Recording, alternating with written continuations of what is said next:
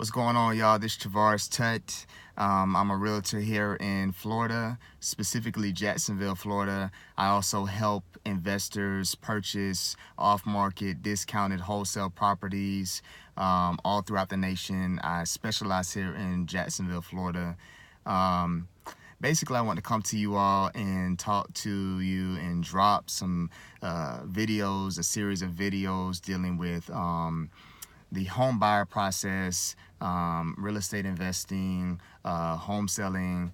And so basically this video will be targeted towards home buyers. And I want to help you understand what it is that you need to do to be prepared to purchase a house. But more so with misconceptions that are thrown out there. I want to clear some of those misconceptions up. This will also be helpful for home sellers as well, though, because you will know how to target buyers. You will know how to advertise to buyers who may have thought that they could not purchase your house. So with that being said, this topic is based upon first-time homebuyer programs. And there are a lot of advertisements that go around, a lot of flyers that you might see out in your communities that may say, hey, come to this home buyer seminar. It may say that you can call maybe a specific agent that can help you get into a house for maybe $500 down, or no money down, or no credit, or bad credit. And so the question, or the two questions are, can you purchase a house with no money?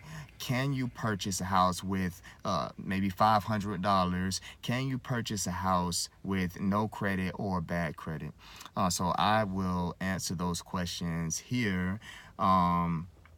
And so the short answer to those questions is yes and no, and more so no. And the reason why is because when you look at first-time homebuyers programs, first we need to clarify something with first-time homebuyers programs. They're not just for buyers who have never owned a house. You can qualify for a house through a first-time homebuyers program that banks, lenders have if you own a house and you do not own or you do not owe any more money towards the loan, or if you have owned a house and that house has been sold and again the debt is paid off. So first-time homebuyer programs, at least a lot of them, still will allow you as a buyer to participate in down payment assistance programs if the debt from your last loan is paid off. I'm not saying every last one of them, but many of them do. At least in Florida, that is the case. With that being said, a first-time homebuyer program typically assists you with the down payment. It assists you with the closing costs as well if there's enough money circulating through the deal. Sometimes the seller can contribute towards your closing costs to where more of your money can go towards your down payment. Therefore, you can have a lower monthly mortgage, and therefore you will have a lower purchase price in general.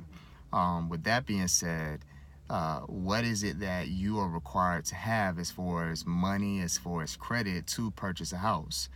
Let's talk about money, because I think that's extremely important to touch on. You need money. You need some type of capital when investing into a house, even with a down payment assistance program. And so even the ones that are out there that say, hey, you can get a house with just $500, they're not telling you the whole story. Typically, what's going on is they're trying to tell you maybe just about the binder deposit that you have to put down, or maybe they're telling you about the appraisal amount. But you have to consider, especially if you're buying a resale, a house that's not brand new, you want to get your own inspection on it. And the inspection is going to run you anywhere from $300 to $400, sometimes more, depending on what all you want to get checked in that house. You have to have a WDO inspection. Typically, WDO inspection checks for wood damage and termite damage. That typically is around $100. Sometimes that can be packaged in, included into your inspection package. With that being said, you're already talking about $400 to $500 just with the inspection. Not to mention, you need to get an appraisal inspection. Now, the appraisal inspection, when you go through a lender, you have to get, you're required to get that. And typically the seller cannot, that's something that the seller just cannot pay for. And if it's worked out that way, typically they will not pay for it up front. So you need to have the money for that. But the lender will want the buyer to pay for that. With that being said,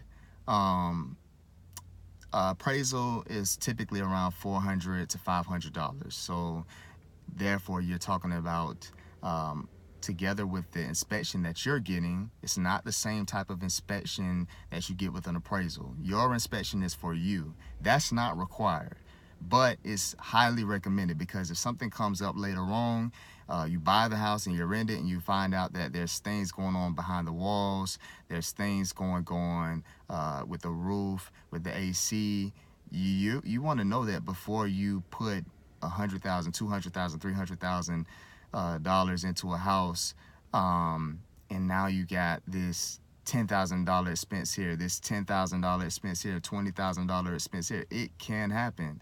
So you want to find out with $300, is this gonna be the house that I actually want to purchase? Is it worth me putting my money into this house? Is it worth me getting a loan on this house knowing that I'm gonna have all this maintenance? And sometimes you can negotiate within the first 10 days for the seller to fix certain things once you get that inspection. So you have a 10-day clause typically in contracts, sometimes shorter, sometimes longer, depending on what you and the seller work out. But it's typically here we do 10-day inspection clauses where you can back out of the deal if you find out that there's something major going on with the house and you just don't want to deal with it. And you know the seller's not going to pay for it. But within those 10 days, you can now take those items and present it to the seller and say, hey, are you willing to fix this? What are you willing to fix? And therefore, you can have those things fixed way before you sign on the dotted line that now you take responsibility of all of these maintenance issues. So that's why it's highly recommended. So you're talking about, I said $300 to $400. So let's just say $400 for that and $400 for the appraisal. So you're already talking about $800, 400 of that, which is required. Then the binder deposit, that actually comes first. When you sign a contract with someone, they want to see, is this person serious? They want to see, does this person have the money to back up this deal? So therefore, if you back out for whatever reason after that 10-day inspection period, they then have the $500 or $1,000, typically what it is. They have $1,000 of a binder, and you know, a lot of people, they'll say like, you know, maybe 1% of the purchase price. So it just depends on what the purchase price is. But let's say it's between $100,000 and $200,000. Then you're typically going to want a $1,000 binder. You may pass with $500. But once you get up into $300,000, $400,000 houses and above, then that binder deposit is going to be bigger. You might have $2,000. You might have $15,000 binders that the seller might require. So if you back out of that deal, they at least have that money for the, you know, wasted time that they spent on that contract, the time that they took it off the market that they could have been marketing it to other buyers. So they tied that contract or that house up in a contract with you and you backed out. So therefore, this money is to kind of secure them for those damages. With that being said, If you have an average binder of $1,000, you're talking about $1,000, $400 for the inspection, $400 for your appraisal inspection. So you're already talking about $1,800 there. That's like typically the minimum of what to expect inside of a deal. So when people say get a house for as low as $500, let's say that the binder deposit is $500, right? Even with $500, you're still gonna have the appraisal, which is $400.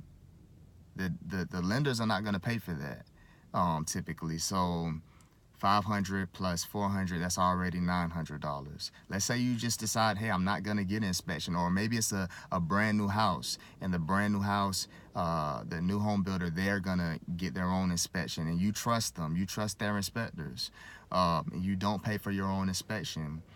So you're still talking about $900 to $1,000 that you're gonna need in capital to move forward with this deal. And then let's say you want a home warranty. Let's say you want a termite bond. These are other expenses that you may want to get to secure yourself once you enter into this house. And typically, I try to negotiate that the seller pays for those things, at least for the first year. But sometimes they just don't. Sometimes they say we're selling it as is, we're not contributing anything extra than what we have to contribute. So let's just say worst case scenario and best case scenario. So worst case scenario, they don't pay for anything. And then best case scenario in the sense that you're able to get a $500 binder, you're still talking about $1,000 to $1,500, because $1,000 is including that appraisal and the binder, and then maybe that extra $500 is for your home warranty, termite bond for the first year at least. So I mean, you need some capital. That's something that a lot of people are not going to tell you up front. So I usually tell people, you at least, even with a down payment assistance program, you at least need about $2,000. And then, you know, the banks, sometimes they'll look at your bank account and they want to see that, hey, this person has some type of savings in their account. They're not finna buy this house and just be dead broke. I mean, why would you want to do that anyway? Why would you want to go into this huge investment and you have no savings, you have no money, you're just going again into this cycle of living paycheck to paycheck? With a mortgage, it's not the same as renting. And I'll be doing some videos on renting versus buying as well, the benefits of buying, the benefits of even renting. It won't be a biased view, but with a rental, if you don't pay the rent, then, you know, you get evicted. And that's bad, you know, that you don't want an eviction on your record. But an eviction is totally different than having not paying your mortgage, and now you have a foreclosure, and now you have to short sale. And having that on your record compared to eviction is just 10 times, 100 times greater of an issue. So don't go into a house and not have any type of savings. I would recommend that you at least have 6 months of savings anyway, that you just have set to the side. You know, that's aside from that $2,000 capital that I was saying that you're gonna need to even purchase the house. So that deals with the money aspect. I know everybody's not in that position, but this is the reality of purchasing a house. So now let's deal with credit. Are there programs out there? Are there lenders out there that will fund you with bad credit? Yes, but typically, just like with anything, if you have bad credit, what else does that mean? It means that you're going to have a higher interest rate, and with a higher interest rate, it means in the long run you're going to pay double, triple. So that $100,000 house now is a $400,000 house in 30 years. Not to mention that the monthly payments go up significantly. So if you're paying higher interest, now your $500 payment or your $700 payment has turned into a $1,500 payment. So bad credit means, one, higher interest rates, and two, it means that you're probably going to put a lot more down. So instead of your 3.5%, that you typically have to put down, they may require 10%. They may require 20%. Some require more than that if you have bad credit. And if you're talking about decent credit, or you're talking about average credit, even with those, you're going to deal with higher interest rates. There are lenders out there that will go all the way down to a 500 credit score. They're out there. They, of course, require more, like I said, and you're not going to qualify for down payment assistance programs when you don't have good credit. Down payment assistance programs and bad credit don't go together. There is one program out there, I will say, that they don't care about your credit score, but they do still care about your credit history. And anybody that understands credit understands that credit history and credit score kind of go together. So if you have a bad credit score, but you have good credit history, something might not be right. It's rare that you're gonna have a bad credit score and good credit history. But if you do, then you will qualify for this program, and they will pay for your down payment and your closing costs, but you still will be required to have that $2,000 that I was telling you about for your inspection, for your appraisal, for your binder.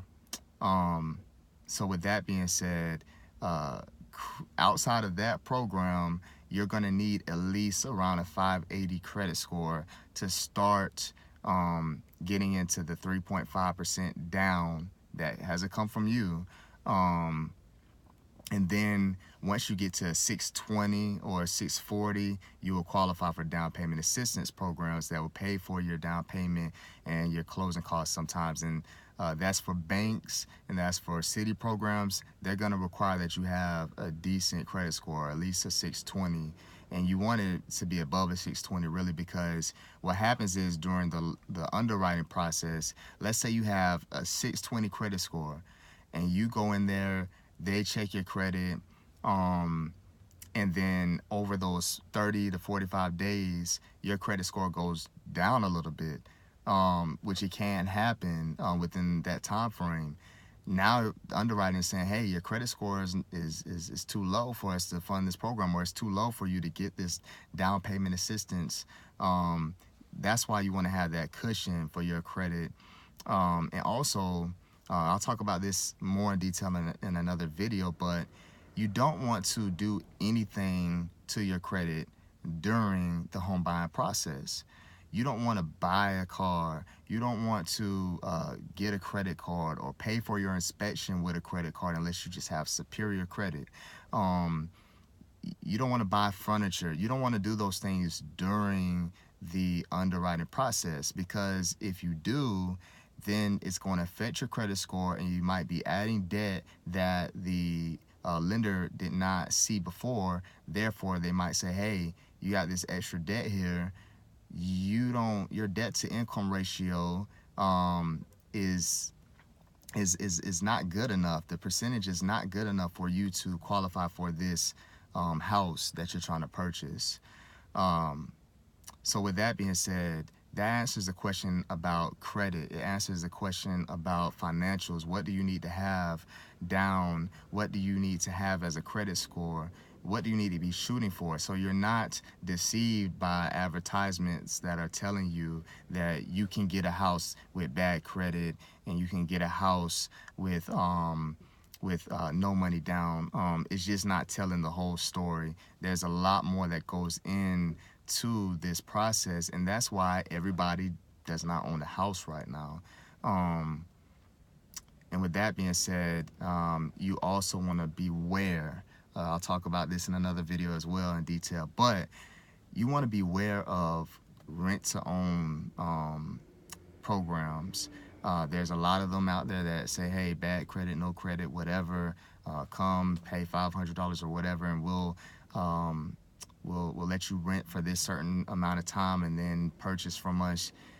There's so many, there's so much that goes into that, and I'll discuss that in another video, but at least you'll have this video to say, to at least give you that warning, because I know I didn't go too much into those types of programs, but I was more so talking about at least how do banks deal with customers, how do they fund deals, what do they require. So hopefully this was helpful.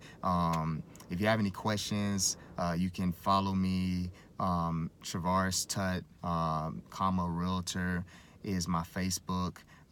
You can type in facebook.com/Travaris the Realtor. You can send me messages there.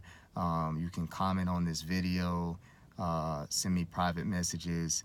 I'll be happy to answer those questions, but definitely continue to watch these videos, and hopefully they'll be helpful for you, helpful for maybe a friend. Definitely share the video. Please share the video, because you never know, somebody on your timeline might be helped by this. They might be in a situation, or they might be getting themselves into a situation, you know, and not being educated on what it's really going to take to purchase a house. So with all that being said, definitely continue to look out for these videos, and maybe I'll do some live videos as well so we can have some interaction. All right, peace.